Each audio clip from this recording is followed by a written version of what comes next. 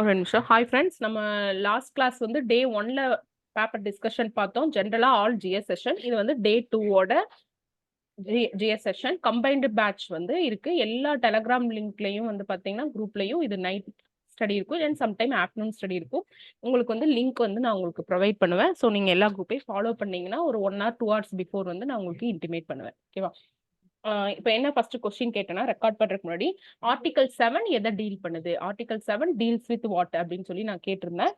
So இந்தியாவில் தங்கி பாகிஸ்தானுக்கு மைக்ரேட் ஆகி போயிட்டு எகெயின் இந்தியா சிட்டிசன் ஆகணும் அப்படின்னா இந்த ஆர்டிகல் 7 அது என்ன ப்ரொசீஜர்னு இந்த ஆர்டிகல் 7 வந்து சொல்லுது.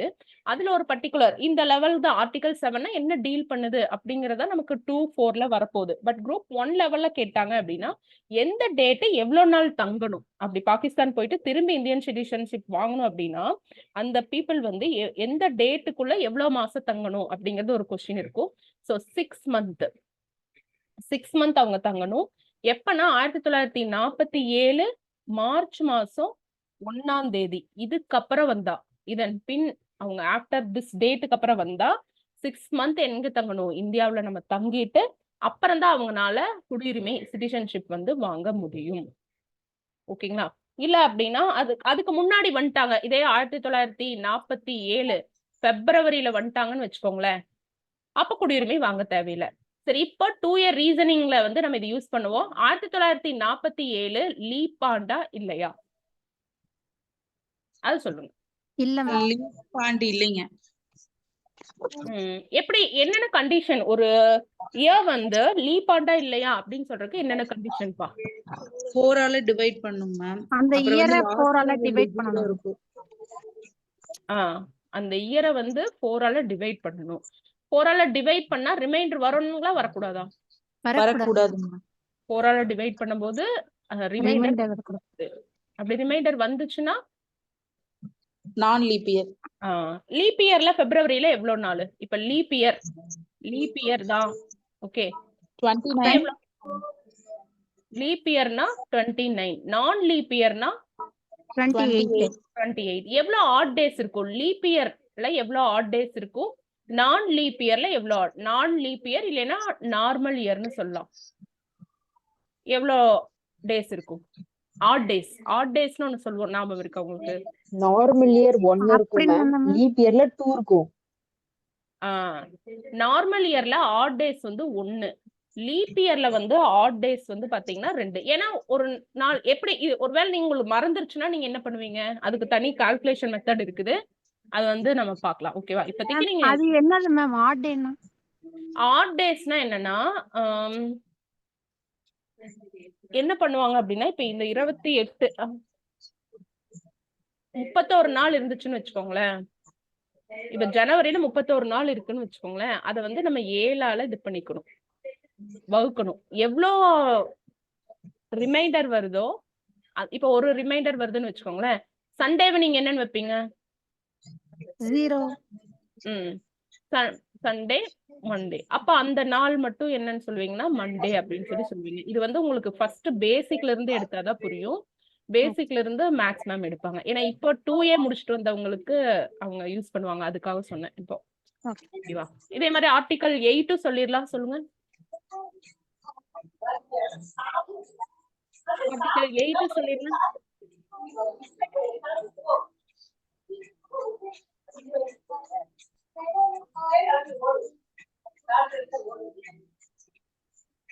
ஆர்டிகல் 8 சொல்லுங்கப்பா. மியூட் பண்ணுங்கப்பா. உங்க if your surrounding is noisy na you just mute it. ஏதாவது நீங்க ஆன்சர் பண்ணும்போது மட்டும் எனக்கு நீங்க இது பண்ணிக்கோங்க, சரியா? இப்ப என்ன क्वेश्चन கேட்டேன் நானு? ஆர்டிகல் 8 கேட்டிங்க மேம். ஆர்டிகல் 8 அது எதுல வரும், எந்த பார்ட்ல வரும்? அதே பார்ட்ல பார்ட் 2 சிட்டிசன்ஷிப்ல வரும். அதுமே அதேதான் வரும். ஓகே, அது என்னன்னு சொல்லுங்க. ஞாபகம் இல்லைங்க. வெளிநாட்டுல இருக்கிறவங்களுக்கு இந்திய குடிமகனா பிரிக்கப்படாத இந்தியாவுல பிறந்த பெற்றோர்கள் மூதாதையர்களை கொண்டிருந்தாங்கன்னா அவங்களுக்கு சிட்டிசன்ஷிப் வரதா. அதாவது என்னது, வெளிநாடு வாழ் இந்தியர்களோட குடியுரிமை, அவ்வளவுதான். அது மட்டும் ஞாபகம் வச்சுக்கோங்க. ஆர்டிகல் 8 வந்து என்னது, வெளிநாடு வாழ் இந்தியர்களோட வெளிநாடு வாழ் இந்தியர்களோட குடியுரிமை, வெளிநாடு வாழ் இந்தியர்களோட குடியுரிமை பத்தி சொல்லும். ஓகேங்களா? சோ அதுதான் வந்து ஆர்டிகல் 8 அப்படின்னு சொல்லுவாங்க. ஓகேவா? நம்ம எக்கனாமிக்ஸ்ல ரொம்ப இம்பார்ட்டண்டா ஒரு விஷயம் படிச்சிருப்போம், ரிப்பீட்டா கேட்பாங்க. 14 பேங்க்ஸ் இருக்குல்ல, 14 பேங்க்களை நேஷனலைஸ்ட் பண்ணது என்ன இயர்? 1969 1969. ஓகேவா? இப்போ இந்த வருஷம் ஒரு சிஎம் இறந்திருப்பாங்க. யாருன்னு சொல்லுங்க. தமிழ்நாடோட சிஎம் இந்த பர்டிகுலர் இயர்ல வந்து இறந்திருப்பாங்க. அண்ணா. அறிஞர் அண்ணா. ஓகே. இந்தியாவுல நம்ம எந்த சிட்டிசன்ஷிப் ஃபாலோ பண்றோம்ப்பா? Single citizenship ma'am. Single citizenship. இது எந்த கண்ட்ரில இருந்து நம்ம பாரோ பண்ணிருக்கோம்? எந்த கண்ட்ரில இருந்து நம்ம பாரோ பண்ணிருக்கோம்? பிரிட்டன். பிரான்ஸ். பிரிட்டன். பிரிட்டன். பிரிட்டனோட பார்லிமெண்ட்க்கு என்ன பேரு? பார்லிமெண்ட். வெஸ்ட்மினிஸ்டர். நம்மளோட method Westminster Westminster method. So நம்ம பார்லிமெண்டரி ஃபார்மும் எங்க இருந்து தான் பண்ணிருக்கோம்? எங்க இருந்தா ஃபாலோ Britain. பண்ணிருக்கோம்? பிரிட்டன்ல இருந்தா ஃபாலோ பண்ணிருக்கோம். ஓகே. டக்குன்னு நம்ம ஜியாகிரபிக்குள்ள என்டர் ஆயிடலாம். ஹிராகுத் அணை எங்க இருக்கு? எந்த நதிக்கு இடையில கட்டப்பட்டிருக்கு? எப்பவுமே அந்த நம் கடைசியா போகும்போது, இல்ல உங்களுக்கு ஞாபகம் இருந்துச்சுன்னா, அந்த ஹிராகுட் அணைகள், வந்து ஆறுகள், மகாநதி மேம். tributary மகாநதி. இதெல்லாம் பண்ணணும். ஹிராகுட் வந்து பாத்தீங்கன்னா மகாநதி. மகாநதியில எந்த ஸ்டேட்பா? ஒடிஷா. ஒடிஷா. ஒடிசா. சரி, மேப் நாலேஜ் இருக்கான்னு கொஞ்சம் செக் பண்றேன். அது கேட்டிருக்காங்க, ரொம்ப பழைய கொஸ்டின், 2017ல இந்த மாதிரி கொஸ்டின் கேட்டிருக்காங்க. கடற்கரை ஓரங்கள்ல எவ்வளவு யூனியன் டெரிட்டரி இருக்கு? கடற்கரை ஓரங்கள்ல எவ்வளவு யூனியன் டெரிட்டரி இருக்கு? கடற்கரை ஓரமா இருக்கக்கூடிய யூனியன் டெரிட்டரிகளோட எண்ணிக்கை. 5 மேம். 4. ஓகேவா? டையூ டாமன் அண்ட் தாதர் நாகர் ஹவேலி. நீங்க அப்படி ஓகேவா? அடுத்து லட்சத்தீவு, அந்தமான் நிக்கோபார், பாண்டிச்சேரி. ஓகே. அடுத்தது ஒரு பாலிட்டி கொஸ்டின். இது வந்து கேட்டே இருக்காங்க. நம்ம கரெக்டா பார்க்கல, ஆப்ஷன் கரெக்டா பார்க்கலைன்னா தப்பா எழுதிடுவோம். நவம்பர் 26, 1949. இது வந்து என்ன டேட்? எதுக்காக படிச்சிருக்கோம்? அரசியலமைப்பு ஏற்றுக்கொள்ளப்பட்ட நாள். எத்தனை பேர் கையெழுத்திட்டாங்க? எத்தனை பேர் சைன் பண்ணாங்க லாஸ்ட் அடாப்ட் பண்றப்போ? 211ங்களா? 211 ஒரு ஆன்சர் சொல்றீங்க. ஓகே. அடுத்தது 15 மேம். ஆப்ஷன் சொல்லட்டுமா? 211, 284, 284. 392. 284 மேம். இவ்வளவுதான் ஆப்ஷன். 284. இடையில வந்து பாகிஸ்தான் பிரிச்சிருவாங்க. ஓகேவா? சோ அதனால இந்த 300 கவுண்ட்டுக்கே நம்ம போக கூடாது. 284. இதே ஆப்ஷன் ஏல வச்சுட்டோம் அப்படின்னா நம்ம இதுல வந்து பண்ணிடுவாங்க, இது வந்து எடுத்துக்குவாங்க. அதனால இது பண்ணக்கூடாது. ஓகே. இது ரொம்ப இம்பார்ட்டன்ட். ஆர்டிகல் 28 சொல்லுங்க. ஆர்டிகல் 28. சிறுபான்மையினருக்கு கல்வி. அப்ப ஆர்டிகல் 29 and 30. ஓகே. அப்ப வந்து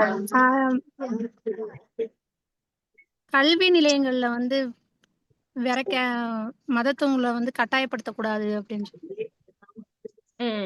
ஏதாவது எஜுகேஷனல் இன்ஸ்டிடியூஷன்ல இப்ப ஒரு மத போதனையே நடந்துட்டு இருக்கு அப்படின்னா அதுல நான் பார்ட்டிசிபேட் பண்ண தேவையில்லை. சோ அந்த மாதிரி மத போதனைகளை கலந்து கொள்ளாமல் இருப்பதற்கு எனக்கும் ஃப்ரீடம் இருக்கு, எல்லாருக்குமே. சோ சுதந்திரம் இருக்கு. 29, 30 சொல்லிடலாம். இந்த ரெண்டுமே வந்து யார பத்தி சொல்லும் அப்படின்னா மைனாரிட்டிஸ் பத்தி சொல்லும். ஜெனரலா சிறுபான்மையினர்களோட நலன்கள்லாம் பாத்தீங்கன்னா 29. 30 வந்து அவங்க வந்து என்ன பண்ணிக்கலாம் சொல்லுங்க. Article 30 education institutions. Educational institution வச்சுக்கலாம். 29 வந்து அவங்களோட லாங்குவேஜ், ஸ்கிரிப்ட், இது எல்லாமே நம்ம வந்து பண்ணிக்கலாம். ஓகே, அதுதான் வந்து சொல்றாங்க. ஓகே. லாஸ்ட் கிளாஸ்ல இது ஒரு டைம் கேட்டிருக்காங்கப்பா. பட் நம்ம அந்த மாதிரி கொஸ்டின் கேட்பாங்கன்னு நினைக்கல. ஃபர்ஸ்ட் கிளினிக்கலா ஜீன் தெரப்பி எந்த வருஷம் ஸ்டார்ட் பண்ணாங்கன்னு கேட்டிருந்தாங்க. ஜெனடிக் டாபிக் பட் கேட்டிருந்தாங்க. 21 question. First clinical gene therapy எப்போ ஸ்டார்ட் பண்ணாங்க? ஃபர்ஸ்ட் கிளினிக்கல் ஜீன் தெரப்பி என்ன வருஷம்?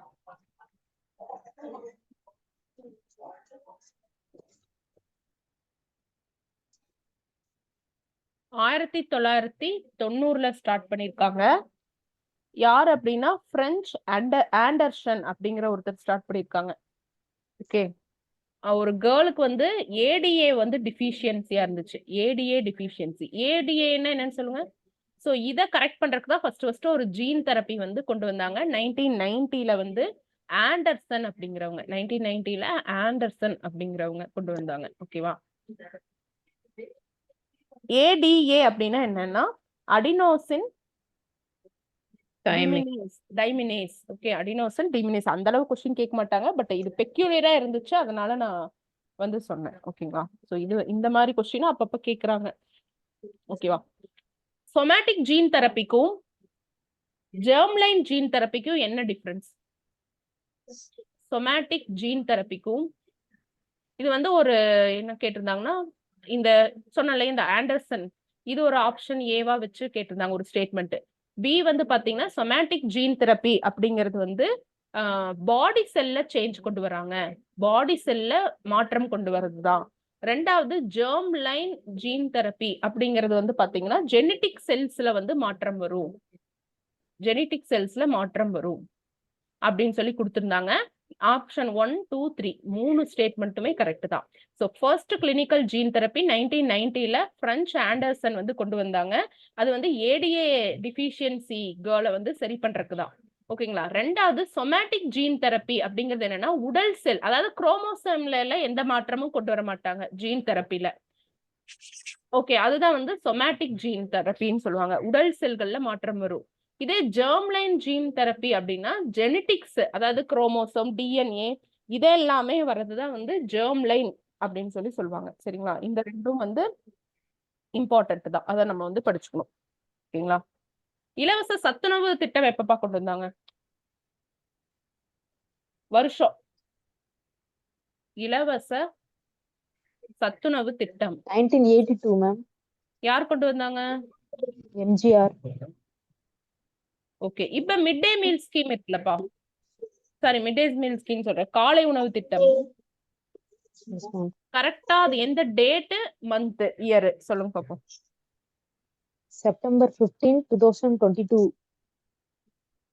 செப்டம்பர் 15, 2022. புதுமை பெண் செப்டம்பர் 5, 2022. இந்த 5ம் இது வந்து கன்ஃபியூஸ் ஆயிக்கிறீங்க, இது மட்டும் பாத்துக்கோங்க. ஓகேவா? சோ நம்ம எந்த வருஷத்துல இருந்து தமிழ்நாட்டுல 10+2+3 இந்த எஜுகேஷன் சிஸ்டம் அமலுக்கு வந்ததுன்னு கொஸ்டின் கேட்டிருந்தாங்க. சோசியல் இஷ்யூல கூட வரும், ஏன்னா எஜுகேஷன் டாபிக் இருக்கு இல்லையா? இது இந்த சிஸ்டம் எப்ப அமலுக்கு வந்ததுப்பா? 10+2+3 இந்த சிஸ்டம் எப்ப அமலுக்கு வந்தது?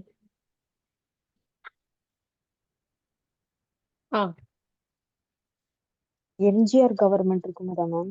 அவங்க கவர்மெண்ட்ல தான். வருஷம் ஆக்சுவலி 78. எம்ஜிஆர் பீரியட்லயே ஆப்ஷன் கொடுத்திருந்தாங்க. 78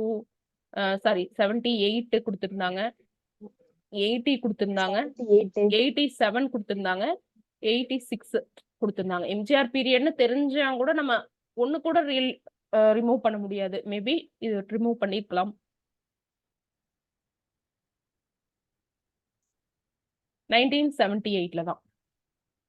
ஓகேங்களா? 1978.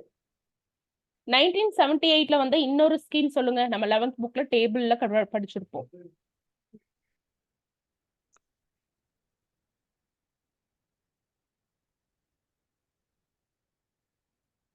ஆ 1978.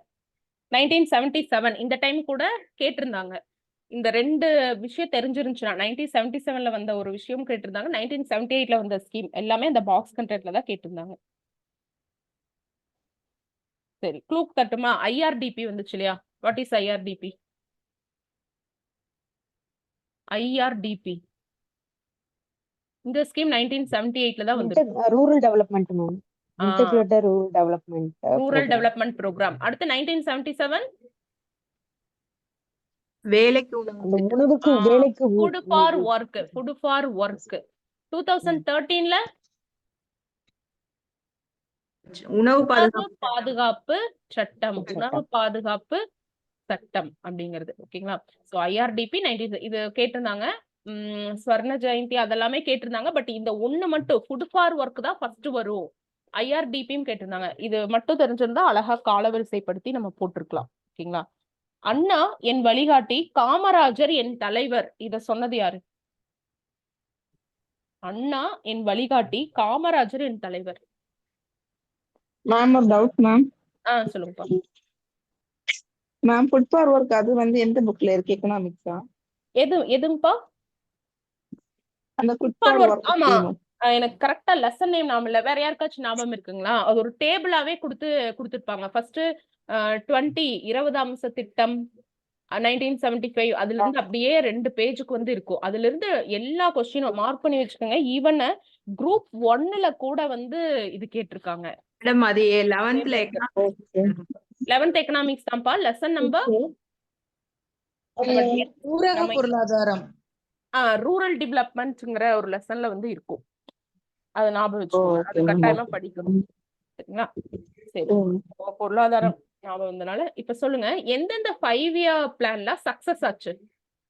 எந்த 5 இயர் பிளான்ஸ் எல்லாம் சக்சஸ் ஆச்சு? 1 2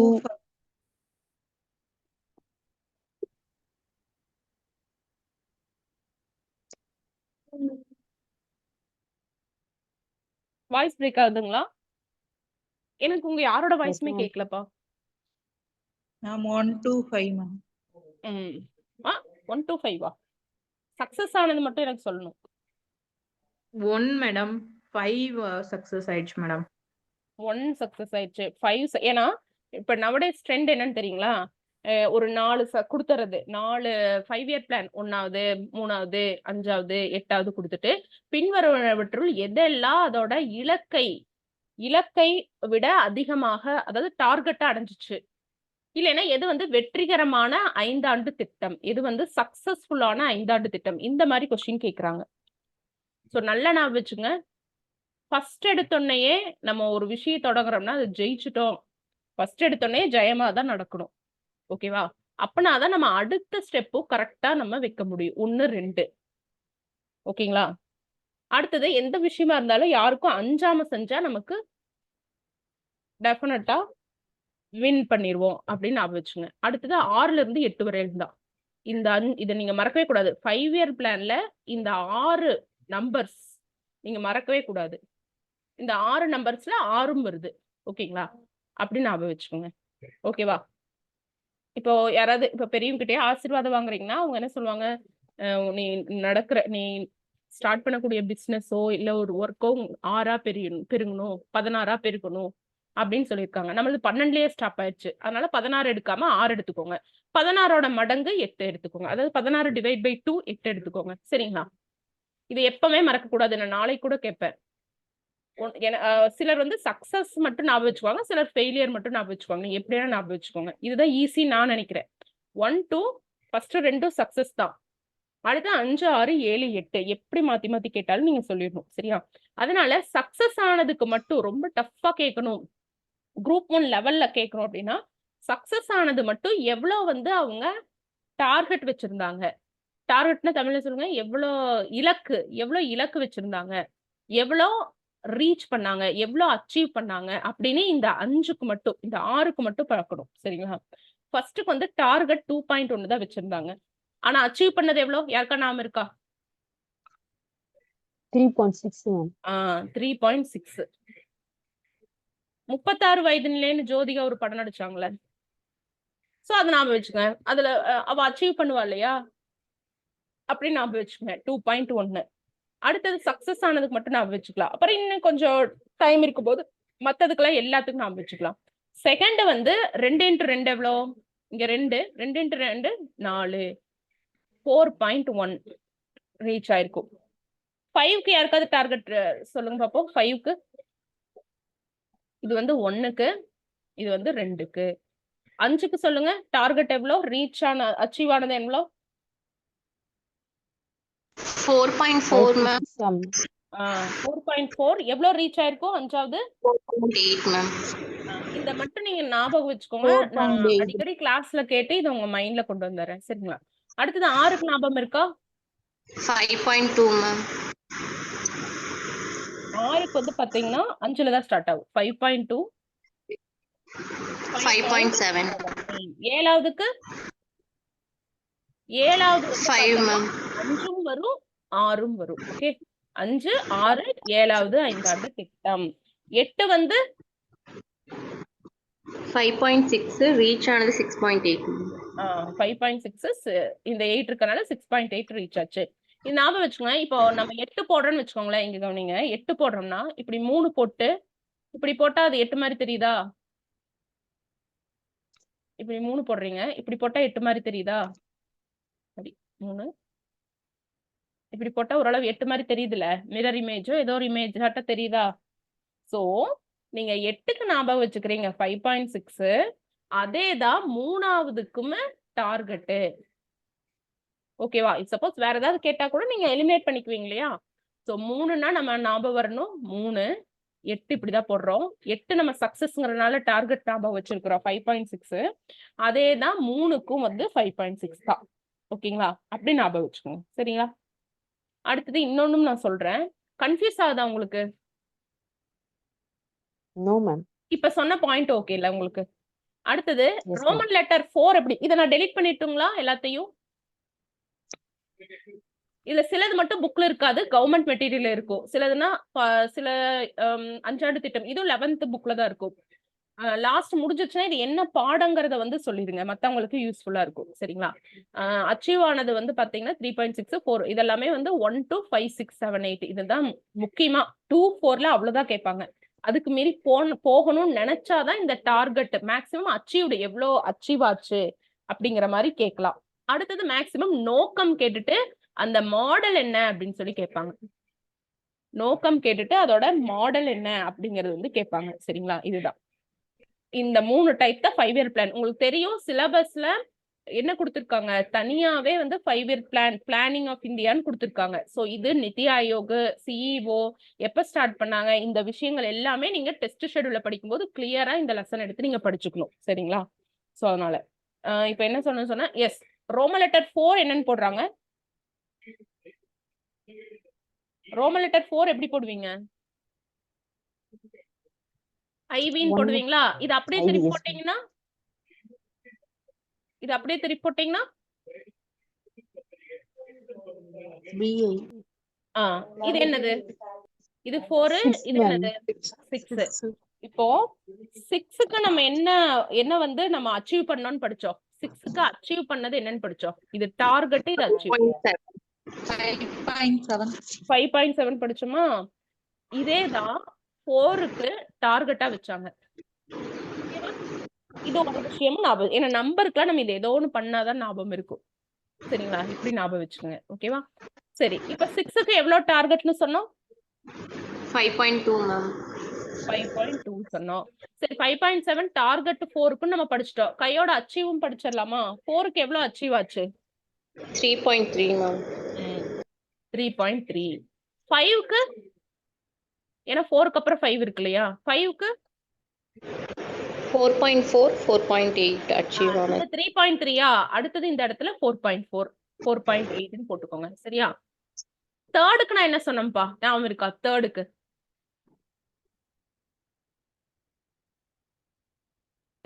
டார்கெட் என்னன்னு சொன்னேன்?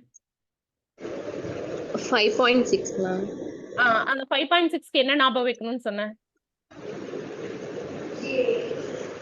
8ஓட டார்கெட்டும் 3ோட டார்கெட்டும் அப்படின்னு நான் சொன்னோமா? அந்த மாதிரி 3ோட அச்சீவ் என்ன அப்படின்னு சொல்லி பாத்தீங்கன்னா 4ோட அச்சீவை விட அப்படியே ஒண்ணு குறைச்சுக்க வேண்டியதா. அதாவது ஒரே மாதிரி ரைமிங்கா ஒரு 2.2 தான் 3ோட அச்சீவ். ஓகேவா? சோ 4க்கு 3.3 3க்கு 2.2. நீங்க இதை அப்படியே நோட்ல எழுதி இந்த மாதிரி டேபிள் போட்டு வச்சு நீங்க பாத்தீங்கன்னா உங்களுக்கு கிளியரா இந்த விஷயம் தெரியும். ஓகேங்களா? அடுத்தது பிளான் ஹாலிடேஸ் 3 அதுக்கும் ஞாபகம் வச்சுக்கோங்க. இப்ப எப்படி நம்ம 1 to இந்த நம்பர் எதுக்காக படிச்சோம்? 1 2 5 7 8 எதுக்காக படிச்சோம்? வெற்றி அடைஞ்சது மேம். இது எல்லாமே வந்து சக்சஸ் ஆன 5 இயர் பிளான். ஓகேவா? சக்சஸ் ஆன 5 இயர் பிளான். இப்போ நீங்க இதை எப்படி ஞாபகம் வச்சுக்கிறீங்களா? எவ்வளோ வந்து கேப் வாடின வருஷம் கேட்பாங்க. இது எல்லாமே 5 இயர் பிளான்ங்கிறதுனால 5 வருஷம் கூட்டி கூட்டி போட்டுடலாம். எது கேப்புங்கிறத மட்டும் படிச்சுங்க. 1 2 ஃபர்ஸ்ட் கேப் எப்போ வரும்? 67, 68, ma'am. ஃபர்ஸ்ட் கேப் எப்போ வரும்? இதோட வருஷம் சொல்லுங்க. தேர்ட் பிளானுக்கு அப்புறம் வரும். 51 to 56, ma'am. Second, 56 to 61. 61 to 56. அவ்வளவுதான். இப்போ ஒரு கேப் வருது. கேப் எவ்வளவு வருஷம் வருது? எவ்வளவுனா பிளான் என்ன சொல்லுவாங்கன்னா தமிழ்ல எனக்கு தெரியல, சொல்லுங்க. பிளான் ஹாலிடே விடுமுறை. திட்ட விடுமுறை 1966 இருந்து 69. ஓகேவா? அதுக்கப்புறம் என்னன்னா 2 வரும். 2க்கு அப்புறம் ஒரு பிரேக்.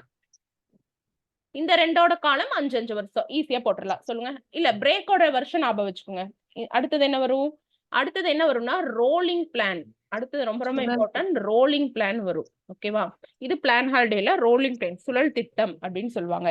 இதோட வருஷம் என்ன அப்படின்னா 1978 இருந்து 1980 வரையிலும். சோ இப்போ நீங்க வருஷம் போடுங்க. இங்க 69ல முடியுதா? அப்ப இங்க எவ்வளவு வரும்? 4க்கு என்ன வருஷம் போடுவீங்க? 69 to 74, ma'am. அப்படியே 5 வருஷம் குடிச்சுக்கோங்க. அடுத்து இங்க 74ல இருந்து நம்ம 79 போடக்கூடாது. அதனாலதான் நம்ம இங்க ஞாபகம் வச்சிருக்கோம். திடீர்னு 5வது 5ஆண்டு திட்டத்தின் காலம் அப்படின்னு கேட்டா நம்ம ஆன்சர் பண்ணணும். ஓகேங்களா? அதுக்காக சொல்றேன். இப்ப நம்ம இங்க என்னதான் போடுவோம்? 78 வரை இருந்தா அப்படின்னு சொல்லி போட்டுடலாம். ஓகேவா? So 1 2 3 break, 4 5 break. அடுத்த பிரேக் எப்ப வரும்னு சொல்லுங்க. 90 to 91. அடுத்த பிரேக் வந்து அடுத்தது என்ன போடணும்? என்ன பிளான் போடணும்? 7வது 5ஆண்டுக்கு அப்புறம். சோ 7th 6th 7th அப்புறம் மறுபடியும் ஒரு பிரேக். 6 7 அப்புறம் ஒரு பிரேக். அந்த பிரேக்கோட இயர் சொல்லுங்க. 90 to 90. இது வந்து ஆனுவல் பிளான் அப்படின்னு சொல்லுவாங்க. ஒரு வருஷம் தான் இருக்கும். ஆனுவல் பிளான் அப்படின்னு சொல்லுவாங்க. ஓகேவா? சோ 2 இயர்ஸ் இருக்கும். 1990ல இருந்து 1992 வரையில இருக்கு. ஓகேவா? இதுக்கப்புறம் நீங்க கண்டினியூவா 12 வந்து போட்டுக்கலாம். சரிங்களா? 6ஓட இயர் சொல்லிருங்க கையோட. 6ஓட இயர் 1980 to 85, ma'am. 85. ஏன்னா இங்க எவ்வளவு இருந்துச்சு? 78ல இருந்து 80 இருந்துச்சு. இது வந்து 80ல இருந்து 85. அடுத்தது இது வந்து 85ல இருந்து 90. அதுக்கப்புறம் நீங்க 8ல இருந்து அப்படியே கூட்டி கூட்டி போட்டுக்க வேண்டியதா. 5 5 கூட்டி கூட்டி போட்டுக்க வேண்டியதா. சரிங்களா? அவ்வளவுதான். ஓகே. சோ இது அப்புறம் எதெல்லாம் அதோட மாடல்ஸ், அதுதான் ரொம்ப ரொம்ப இம்பார்ட்டன்ட். சரிங்களா? அதுதான் வந்து கேட்பாங்க. ஓகே. லாஸ்ட் கிளாஸ்ல எல்ஐசி வழக்கு எதுக்காக பார்த்தோம்? முகவுரை ஒரு பகுதி. Integral part of the constitution preamble. Yes. Okay. Okay. இதுவரையிலும் ஜாயிண்ட் சிட்டிங்ல எவ்வளோ பில் பாஸ் ஆயிருக்கு? ஜாயிண்ட் சிட்டிங் எனக்கு ஜாயிண்ட் சிட்டிங் என்ன தமிழ்ல சொல்லுங்க? 3 bills தான் madam. so far how many bills வந்து ஜாயிண்ட் சிட்டிங் வச்சு கரெக்ட் பண்ணிருக்காங்க அப்படின்னா 3 பில். அது என்ன ஞாபகம் இருக்கா? வரதட்சணை தடை சட்டம், dowry prohibition act year 1961. 1961 madam. 1961. 1961 போது என்ன பிளான் போயிட்டு இருந்திருக்கும்? 5 இயர் பிளான்ல என்ன போயிட்டு இருந்திருக்கும்? 3 இயர் 2. ஓகே. 61. அடுத்தது இன்னொன்னு என்ன? இன்னொரு பில். மேம் ஜாயிண்ட் சிட்டிங் என்ன மேம் தமிழ்ல? ஜாயிண்ட் சிட்டிங்னா அமர்வு.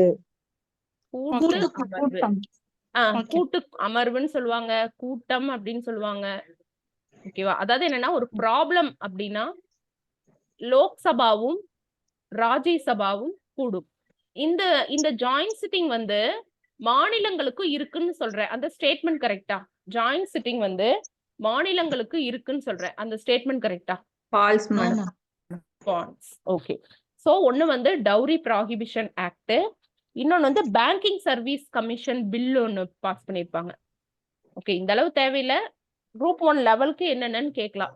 சர்வீஸ் கமிஷன் பில்லு, அதுக்கப்புறம் பொடா சட்டம். பொடான்னு என்னன்னு சொல்லுங்க பாப்போம். Prevention of Terrorism Bill. Prevention of terrorism bill. ஓகேவா? பொடா ஆக்ட், தடா ஆக்ட் அதெல்லாம் சொல்லுவாங்க. சரிங்களா? இந்த பேங்கிங் சர்வீஷன் கமிஷன் பில் வந்து பாத்தீங்கன்னா ஒருவேளை இயர் கூட கொடுக்கலாம். இந்த இயர்ல எந்தெந்த இயர்ல ஜாயிண்ட் சிட்டிங் போட்டாங்கங்கிற மாதிரி போட்டு பாஸ் பண்ணாங்கங்கிற மாதிரி. பொடா வந்து 2002. ஓகேங்களா? சோ இது வந்து ஞாபகம் வச்சுக்கோங்க. ஓகேவா? இது வந்து கொஞ்சம் கன்ஃபியூஸ் ஆகிற மாதிரி தான் கேட்பாங்க. ஓகே, ஒவ்வொரு வருஷமும் ஆஃப்டர் த ஃப்ரெஷ் எலெக்ஷன் முடிஞ்சதுக்கு அப்புறம் யார் வந்து சம்மன் பண்ணுவாங்க பார்லிமெண்ட், தட் இஸ்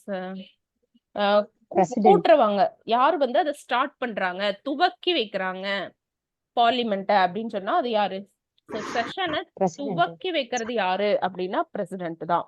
இங்க லெஜிஸ்லேச்சர்ல பாத்தீங்கன்னா கவர்னர். இதே அட்ஜன்மெண்ட்னு வச்சுக்கோங்களேன். இது குரூப் 1 லெவல் நீங்க படிச்சீங்கன்னா போதும்பா. Adjournment that means group 1 level படிக்கிறவங்க மட்டும் இது நோட்ஸ் எடுத்துக்கோங்க, மத்தவங்களுக்கு தெரிஞ்சு வச்சுக்கோங்க. அட்ஜன்மெண்ட் அப்படின்னு என்னன்னா அவைய வந்து ஒத்தி வைக்கிறது, தள்ளி வைக்கிறது. சில நாட்கள் தள்ளி வைக்கலாம், இல்லைன்னா சில டேஸ், நான் 2 நாளுக்கு அப்புறம் வைக்கிறேன், 2 மணி நேரத்துக்கு அப்புறம் நான் திரும்பி வருவோம், ஒத்தி வைக்கிறோம் அது வரையிலும். நம்ம கோர்ட் இஸ் அட்ஜன் அப்படின்னு சொல்லிட்டு ஜட்ஜ் சொல்வார்ல, சோ அது வந்து யார் பண்ண முடியும்? இப்ப நம்ம சொல்லிட்டோம் ஃப்ரெஷ்ஷா வந்து செஷனை வந்து சம்மன் பண்றது வந்து பிரசிடென்ட் சொல்லிட்டோம் இல்லையா? அதே மாதிரி அட்ஜன்மெண்ட் யாரு? Presiding officer. ஓகேவா? சப்போஸ் ஸ்பீக்கர் இல்லைன்னா டெபுட்டி ஸ்பீக்கர் அதை பண்ணலாம். சோ அதனால அவங்க அதை என்ன சொல்லுவாங்கன்னா பிரிசைடிங் ஆபீசர். யார் வந்து அதை தலைமை தாங்குறாங்களோ, அந்த கூட்டத்தை தலைமை தாங்குறாங்களோ அவங்கதான் வந்து பிரிசைடிங் ஆபீசர். ஜெனரலா இது ஸ்பீக்கரா இருப்பாங்க. ஸ்பீக்கர் இல்லாதப்ப டெபுட்டி ஸ்பீக்கரா இருப்பாங்க. டெபுட்டி ஸ்பீக்கரும் இல்லாதப்போ டெஃபினட்டா ராஜ்யசபாவோட இந்த கூட்டத்துக்கு கூட நான் சொல்றேன், கூட்டத்துக்கு தலைமை தாங்குறது யாரு? இது வந்து நான் அட்ஜன்மெண்ட்டுக்கு சொல்றேன். இன்னொரு பாயிண்ட் இது ஞாபகம் வந்தனால நான் சொல்றேன். இப்ப கூட்டம்னு வச்சுக்கோங்களேன், தலைமை தாங்கிறது நமக்கு தெரியும் ஸ்பீக்கர்னு. ஸ்பீக்கர் இல்லைன்னு வச்சுக்கோங்களேன், யார் வருவா? ஸ்பீக்கர் இல்லைன்னா யார் வருவா? Deputy speaker. டெபுட்டி ஸ்பீக்கர் வருவாங்க. டெபுட்டி ஸ்பீக்கர் இல்லைன்னு வச்சுக்கோங்களேன், நம்ம உடனே வந்து நம்ம சேர்மேன் ஆஃப் ராஜ்யசபா, அதாவது வைஸ் பிரசிடென்ட் வரவே மாட்டாரு. ஏன்னா அவர் வந்து எந்த அவையிலுமே மெம்பர் கிடையாது. புரியுதா? Vice president. சோ மெம்பரா இருக்கிறவங்க தான் அந்த கூட்டத்துக்கு தலைமை தாங்க முடியும். சோ அவங்க டெபுட்டி ஸ்பீக்கர் இல்லைன்னா டெபுட்டி சேர்மேன் தான் வருவாங்க. ராஜ்யசபாவோட டெபுட்டி சேர்மேன் தான் வருவாங்க. இந்த 3மே நோட் பண்ணி வச்சுக்கோங்க. பிகாஸ் வந்து ஸ்டேட்மெண்ட்ல கன்ஃபியூஸ் ஆயிடும். ஆக்சுவலா இந்த மாதிரி கண்டென்ட்ல நீங்க திரும்பி படிச்சு ஸ்ட்ராங் ஆனீங்கன்னு வச்சுக்கோங்களேன், ஸ்டேட்மெண்ட்ல பாலிட்டில ஃபுல் மார்க் எடுத்துடலாம். ஓகேங்களா? சோ அது வந்து பிரச்சனையே இல்லை. ஓகே, கோரம்னா என்னப்பா? நான் லாஸ்ட் கிளாஸ்ல இத பத்தி சொன்னேன், பட் அந்த வேர்டை மட்டும் சொல்லிட்டேன். அந்த அவைனா 1/10. இப்ப வந்து நான் கிளாஸ் 1/10 இப்ப நான் சொல்றேன், கிளாஸ் ஸ்டார்ட் பண்ணலாமான்னு கேக்குறேன். ஓட் பண்ணீங்க. So maximum majority of them வந்து ஒரு 20 பேர் ஓட் பண்ணீங்க. இதே ஒரு 5 பேர் தான் ஓட் போட்டிருக்கீங்க, கிளாஸ் நான் ஸ்டார்ட் பண்ணிட்டு ஒரு 3 பேர் தான் வந்தீங்கன்னா நான் பண்ண மாட்டேன். நான் கோரம் என்ன வச்சிருக்கேன்னா அட்லீஸ்ட் ஒரு 8 பேராவது வரணும். சோ இதுதான் அந்த மாதிரிதான் ஒரு அவையை கூட்டுறக்கும் வந்து பாத்தீங்கன்னா இருக்கணும் அப்படின்னு சொல்றது. ஓகேங்களா? சோ லாஸ்ட் கிளாஸ் நான் சொல்லியிருந்தேன் ஆர்டிகல் 101 என்ன, ஆர்டிகல் 190 என்னன்னு சொல்லிட்டு ஞாபகம் இருக்குங்களா? ஞாபகம் இருந்தா சொல்லுங்க.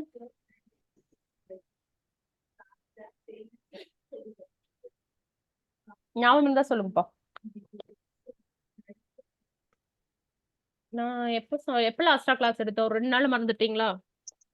நீங்க நோட்ஸ் இப்போ இந்த டிஸ்கஷன் கிளாஸ்க்கு ஒரே நோட்ஸா ஃபாலோ பண்ணிக்கோங்க. ஏன்னா நான் லாஸ்ட் கிளாஸ்ல என்ன டிஸ்கஸ் பண்ணனோ அத கட்டாயமா அதுல ஒரு கொஸ்டினாவது அடுத்த டைம் கேட்டுருவேன் நானு. எஸ், எது ரிலேட்டடா வரும்?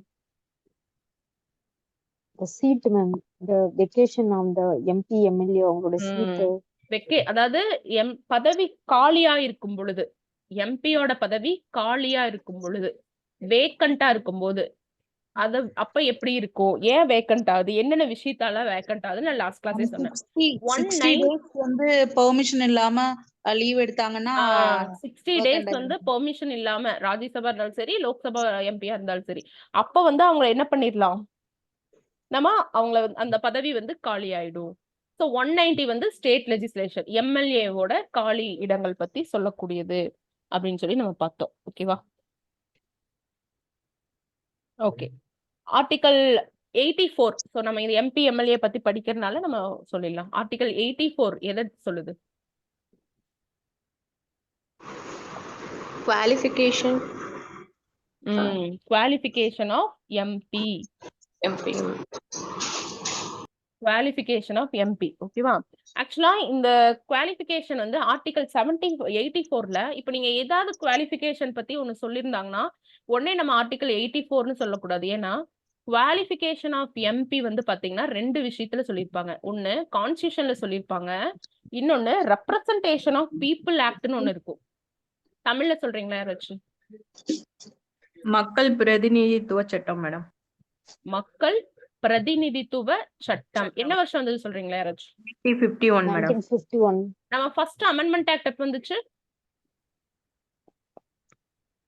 1951 மேடம். அதுவும் 1951 தான். ரெப்ரசன்டேஷன் ஆஃப் பீப்புள் ஆக்ட் எப்ப வந்துச்சு? அது 1951 தான் நான் வச்சுக்கேன். ஓகேவா? இந்த 84ல என்னென்னலாம் சொல்றாங்கன்னா, இப்ப பிரசிடென்ட் யாருக்கு குவாலிஃபிகேஷன்னாலும் ஃபர்ஸ்ட் எடுத்தன ஒரு பாயிண்ட் சொல்லுவோம். என்ன சொல்லுவோம்? Citizen of India. Citizen of India. அது வந்து கான்ஸ்டியூஷன்லயே சொல்றாங்க. ஓகேவா? சோ அது வந்து ரொம்ப இம்பார்ட்டன்ட். யாரோ வாய்ஸ் கேக்குதுப்பா, மியூட் பண்ணிக்கோங்க. சோ சிட்டிசன் ஆஃப் இந்தியாவா இருக்கணும் அப்படின்னு சொல்லிட்டு. ரெண்டாவது வந்து ஏஜ். லோக்சபா இருந்தாங்கன்னா, லோக்சபா எம்எல்ஏ எம்பியா இருந்தாங்கன்னா எவ்வளவுப்பா? லோக்சபாவோ 25.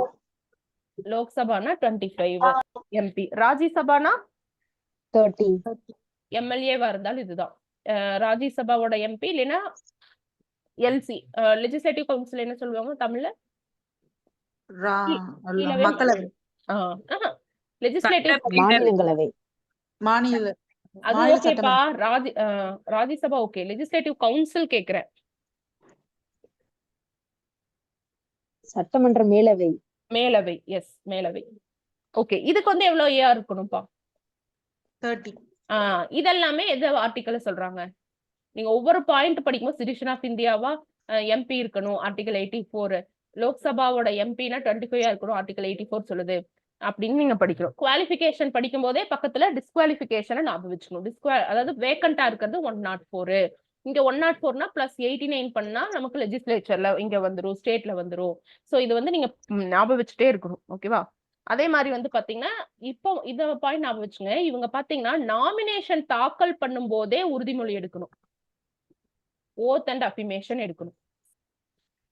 யாருக்கு ஓத் அண்ட் அஃபிமேஷன் இல்லைன்னு லாஸ்ட் கிளாஸ்ல பார்த்தப்பா? சபாநாயகர், சோ இந்த மூணுமே வந்து நமக்கு கான்ஸ்டியூஷன்ல சொல்லிட்டாங்க. ரெப்ரசன்டேஷன் ஆஃப் பீப்புள் ஆக்ட் 1951ல என்ன சொல்லிருக்காங்க அப்படின்னா, இப்போ ரிசர்வ்டு தொகுதிகள்லாம் இருக்குல்ல, ரிசர்வ்டு தொகுதியெல்லாம் இருக்குல்ல, அங்க எஸ்சி எஸ்டி மட்டும்தான் நிக்கணும் அப்படின்னு சொல்லி இந்த பீப்புள் இது வந்து கான்ஸ்டியூஷன்ல சொல்ல கிடையாது. இது வந்து இந்த ரெப்ரசன்டேஷன் ஆஃப் பீப்புள் ஆக்ட்ல தான் இந்த பாயிண்ட வந்து சொல்லியிருக்காங்க. அந்த விஷயம் ஞாபகம் வச்சுக்கோங்க. ஓகேவா? அடுத்தது எந்த கான்ஸ்டியூஷன்ல வேணா எந்த கான்ஸ்டிடியூவன்சில வேணா நிக்கலாம். எக்ஸப்ட் எஸ்சி எஸ்டியா இருந்தா மட்டும்தான் ரிசர்வ்டு அந்த தொகுதியில நிக்க முடியும். மத்தபடி ஓட்டர் லிஸ்ட்ல பேர் இருந்தா மட்டும் போதும். 543 தொகுதியில எங்க வேணா நிக்கலாம். இப் சப்போஸ் ரிசர்வ்டா இருந்துச்சுன்னா எஸ்சி எஸ்டி தான் நிக்கணும். சோ இந்த 2 விஷயமே என்ன சொல்லிருப்பாங்க அப்படின்னா representation of the people act, மக்கள் பிரதிநிதித்துவ சட்டம் 1951ல இந்த 2 விஷயமும் வரையறை செய்யப்பட்டுள்ளது. ஆர்டிகல்ஸ்ல கான்ஸ்டியூஷன்ல இருக்கிறது இந்த 3 விஷயம் தான். சிட்டிசன் ஆஃப் இந்தியாவா இருக்கணும் அண்ட் ஏஜ் குவாலிஃபிகேஷன் சொல்லியிருக்காங்க. அதே மாதிரி நாமினேட் பண்றச்சையே வந்து ஓத் எடுக்கணும், உறுதிமொழி எடுக்கணும் அப்படிங்கிற விஷயம் வந்து இது எல்லாமே ஆர்டிகல் 84ல தான் இருக்கு அப்படிங்கறது தெளிவா ஞாபகம் வச்சுக்கோங்க. ஓகேவா? இதே வெக்கேஷன் ஆஃப் இப்ப வந்து ஒரு எம்பியோ எம்எல்ஏவோ ரெசிக்னேஷன் பண்றாங்க, இல்லைன்னா இறந்துட்டு போயிடுறாங்க, இல்லைன்னா 60 நாள் வரலைங்கிறதுனால ஆப்சென்ட் ஆயிடுச்சு, இல்லைன்னா அவங்களோட பதவியே டிஸ்குவாலிஃபிகேஷன் ஆயிடுச்சு. ஸோ இந்த மாதிரி விஷயங்கள்ல எல்லாம் வெக்கேஷன் ஆகுதுன்னு சொன்னோம். இஃப் சப்போஸ் டிஸ்குவாலிஃபிகேஷன் இவங்க கரெக்டா என்ன சொல்றது, இவங்க ஏஜ்ல ஏமாத்திட்டாங்க, இல்லைன்னா ஏதோ ஒரு விஷயத்துல மால் பிராக்டிஸ் பண்ணிட்டாங்க, இந்த மாதிரி விஷயத்துக்குலாம் டிஸ்குவாலிஃபை பண்ணுவோம்ல, அவங்கள தகுதி நீக்கம் பண்ணுவோம் இல்லைங்களா? அது என்ன ஆர்டிகல்னா அதே கையோட ஞாபகம் வச்சுக்கோங்க, ஆர்டிகல் 102. ஓகேங்களா? சோ இது வந்து நமக்கு பார்லிமெண்ட் இருக்கு, யூனியன் எக்ஸிகியூட்டிவ்ங்கும் போது இது எல்லாமே நமக்கு தெரிஞ்சாகணும் குரூப் 1 லெவல்ல. ஓகேவா? இங்க இருக்கிற யாராவது நான் குரூப் 4 மட்டும் படிக்கிறேன் மேம் அப்படின்னு யாராவது இருக்கீங்களா? இல்லையா? சொல்லுங்க. குரூப் 4 மட்டும் போதும் அப்படின்னா நம்ம ஒரு நாள் கொஞ்சம் டீப்பா பார்க்கலாம். ஒரு நாள் வந்து நம்ம ஓரளவு குரூப் 1 குரூப் 4 அளவுல நம்ம பார்க்கலாம். புக்ல இருக்கிறது மட்டும் பார்க்கலாம். சரிங்களா? இதுல நம்ம லக்ஷ்மிகாந்த் புக்ல பார்க்கலாம். ஏன்னா குரூப் 4ம் நம்ம வாங்கணும் தான். பட் ஃபர்ஸ்ட் வந்து குரூப் 1 வருது. நீங்க ஓரளவு தான். இப்போ ஒரே ஒரு தான். இப்போ ஃபண்டமெண்டல் ரைட்ஸ்னு படிக்கிறீங்கன்னா அது இந்த எல்லா சிலபஸ்ல இருக்கு. குரூப் 1ல இருக்குது, குரூப் 2ல இருக்கு, குரூப் 4ல இருக்கு. ஓகே, இது ஜூலை மாசம் இதுதானப்பா. குரூப் 1 தான் ஜூலை மாசம் வருது. குரூப் 4 எப்ப வருது? June month ma'am. June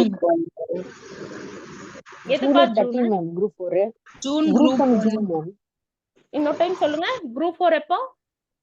July July 13 13 ma'am. July. Group 1 வந்து ஜூன் ஜூன் 15. அதுக்கப்புறம் வந்து குரூப் 2 2A வந்து செப்டம்பர். டேட் ஞாபகம் இருக்குங்களா? 29.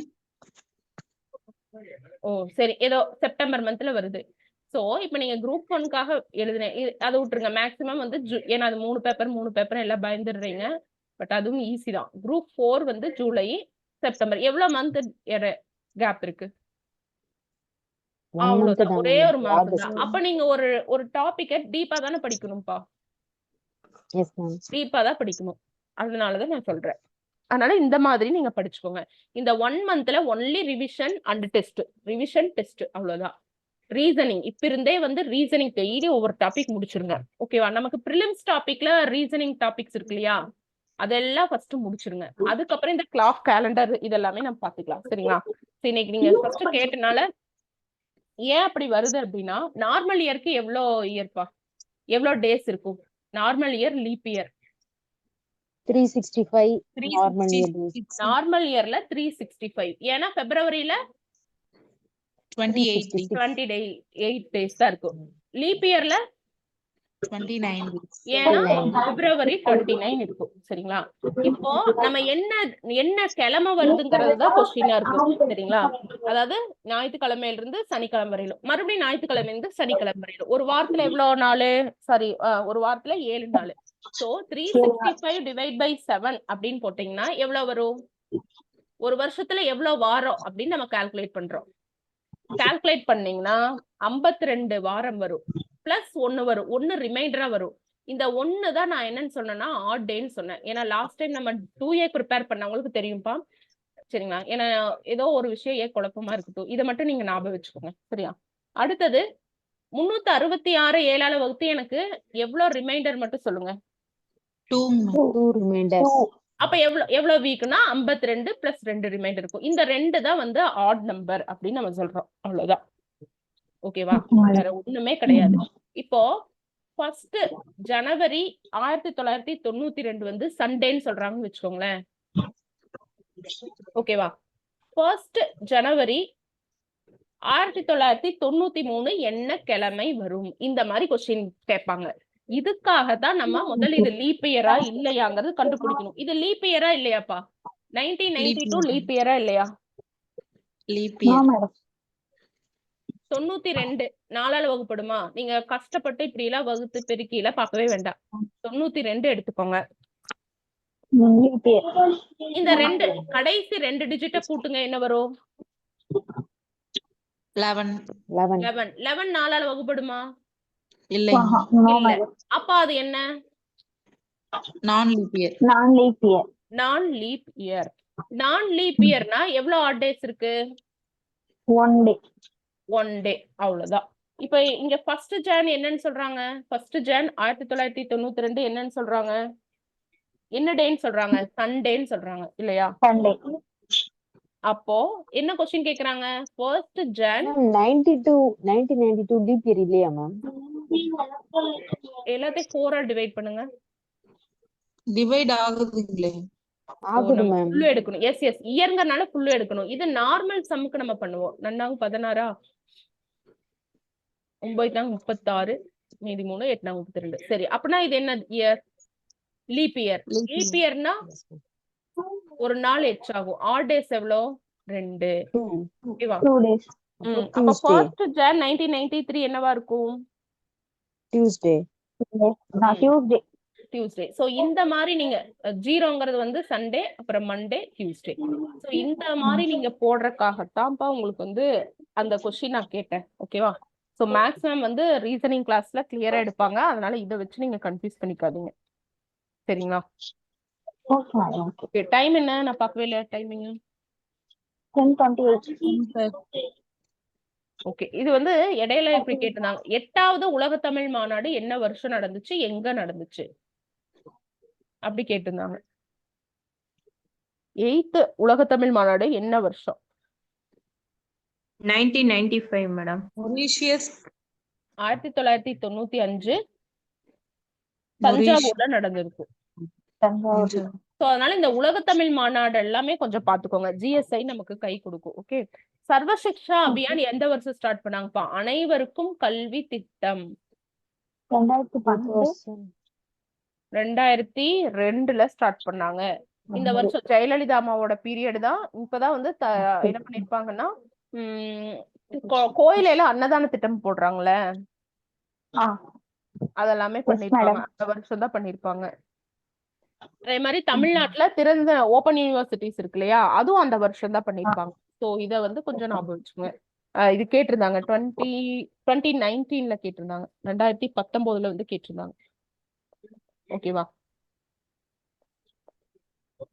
சோ இது ரொம்ப ரொம்ப இம்பார்ட்டன்ட் தான். நெக்ஸ்ட் கிளாஸ்ல நம்ம ஜஸ்டிஸ் பார்ட்டி இது எல்லாமே கொஞ்சம் படிச்சுக்கலாம். ஓகேங்களா? 2002 சர்வ சிக்ஷா அபியான் அன்னதான திட்டம், அப்புறம் இன்னொரு திட்டம் சொன்னீங்க மேடம். ஓபன் யூனிவர்சிட்டி, தமிழ்நாடுல ஓபன் யூனிவர்சிட்டி கொண்டு வந்தது 2002. பல்லுயிர் பாதுகாப்பு சட்டம் நம்ம பார்த்தோம் இல்லைங்களா நேத்து லாஸ்ட் கிளாஸ்ல. பல்லுயிர் பாதுகாப்பு சட்டம். சோ அதுவும் எப்பதாங்க? அது 2022 தான். இப்போ மக்களிடம் பணப்புழக்கத்தை கட்டுப்படுத்துவது யாரு? மணி சப்ளைய கட்டுப்படுத்துறது ஆர்பிஐ. இன்ஃப்ளேஷன் ஆச்சுன்னா ஆர்பிஐ என்ன பண்ணுவாங்க? Repo rate. இன்ஃப்ளேஷன் ஆயிடுச்சு. இன்ஃப்ளேஷன் என்ன? விலைவாசி உயர்ந்துருச்சு அப்படின்னா என்ன ஆச்சு? பணம் வந்து வீக்கம் அடைஞ்சிருச்சு. அப்ப என்ன பண்ணுவாங்க? இந்த விஷயம் வந்து அடிக்கடி கேக்குறாங்க. அதாவது பண வீக்கத்தை கட்டுப்படுத்த ஆர்பிஐ என்னென்ன எடுக்கிறாங்க? மானிட்டரி பாலிசி, பிஸ்கல் பாலிசி, இதுல இருந்து கொஸ்டின் கேக்குறாங்க. இந்த டைம் என்ன கேட்பாங்கன்னு எதிர்பார்க்கப்படுதுன்னா, ஒன்னா 1லயோ 2 4லயோ ஏதோ ஒண்ணு கேட்பாங்க. ஒரு 3 டைம்ஸா வந்து பாத்தீங்கன்னா ரெப்போ ரேட்டை சேஞ்ச் பண்ணாம வச்சிருந்தாங்க. இந்த டைம் 0.5% குறைச்சிருக்காங்க. எவ்வளவு ரெப்போ ரேட் இப்போ? 6.25. ஃபர்ஸ்ட் 6.5 இருந்துச்சு. இப்போ ரெப்போ ரேட்டோட விகிதத்தை குறைச்சிருக்காங்க. எவ்வளோ? 6.25. நெக்ஸ்ட் கிளாஸ்ல இதோட டீடைல் எல்லாமே ஸ்டார்ட் பண்றோம். ஓகேவா? ஆர்பிஐ எவ்வளவு ரெப்போ ரேட் இருக்கு, இதுதான் உங்களுக்கு ஹோம்வொர்க். ரெப்போ ரேட் எவ்வளவு இருக்குது, ரிவர்ஸ் ரெப்போ ரேட் எவ்வளவு இருக்கு, எப்போ ரிவர்ஸ் ரெப்போ ரேட் எப்பவுமே அதிகமா இருக்குமா இல்ல ரெப்போ ரேட் எப்பவுமே அதிகமா இருக்குமா? அடுத்தது ஸ்ட்ராட்டஜரி லிக்விடிட்டி ரேஷியோ எவ்வளவு இருக்குது, சிஎல்ஆர் பர்சன்டேஜ் எவ்வளவு இருக்கு, per capita income of India இப்ப எவ்வளவு இருக்குது. இந்த மாதிரி நான் லாஸ்ட் டைம் வந்து நெக்ஸ்ட் கிளாஸ்ல வந்து இந்த மாதிரி ஃபேக்ட்ஸ்ல இருந்து நம்ம ஸ்டார்ட் பண்றோம் கிளாஸ். ஓகே, எப்ப நான் வந்து இன்டிமேட் பண்றேன். ஓகேவா? Okay madam. ஓகே, சரி. நைட் நல்லா தூங்குங்க, அப்பதான் அடுத்த நாள் வந்து கரெக்டா படிக்க முடியும். ஏதாவது டவுட்னா சொல்லுங்க, ரெக்கார்ட் க்ளோஸ் பண்ணிக்கலாம்.